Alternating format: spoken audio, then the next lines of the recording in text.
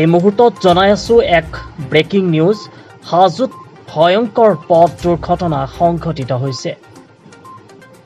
কামৰূপ জিলাৰ হাজো দমদমাৰ নিকটৱৰ্তী দধিত সংঘটিত হৈছে এক ভয়ংকৰ পথ দুৰ্ঘটনা।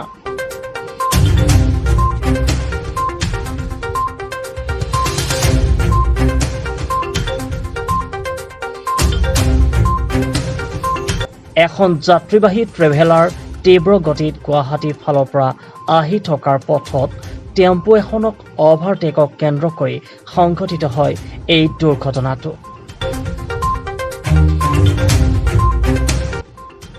AS01 GC3176 নম্বৰৰ ট্ৰেভেলাৰখনে নিয়ন্ত্ৰণ হেৰুৱাই পথৰ দাঁতিতে খুন্দা মাৰে।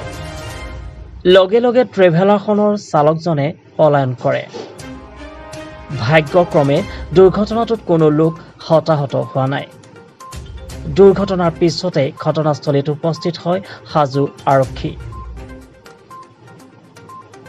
হয়, এই মুহূৰ্তত জনাই আছো এক ব্ৰেকিং নিউজ। হাজোত ভয়ংকৰ পথ দুৰ্ঘটনা সংঘটিত হৈছে। কামৰূপ জিলাৰ হাজো দমদমাৰ নিকটৱৰ্তী দধিত সংঘটিত হৈছে এই ভয়ংকৰ পথ দুৰ্ঘটনা।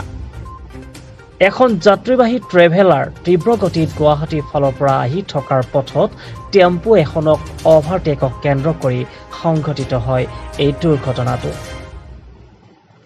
AS01 GC3176 নম্বৰৰ ট্ৰেভেলাৰখনে নিয়ন্ত্ৰণ হেৰুৱাই পথৰ দাঁতিতে খুন্দা মাৰে।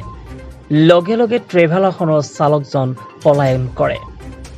ভাগ্যক্ৰমে দুৰ্ঘটনাটোত কোনো লোক হতাহত হোৱা নাই। দুৰ্ঘটনাটোৰ পিছতে ঘটনাস্থলীত উপস্থিত হয় হাজো আৰক্ষী। হাজোৰ পৰা প্ৰণৱ বৈশ্য, লভিন আছাম।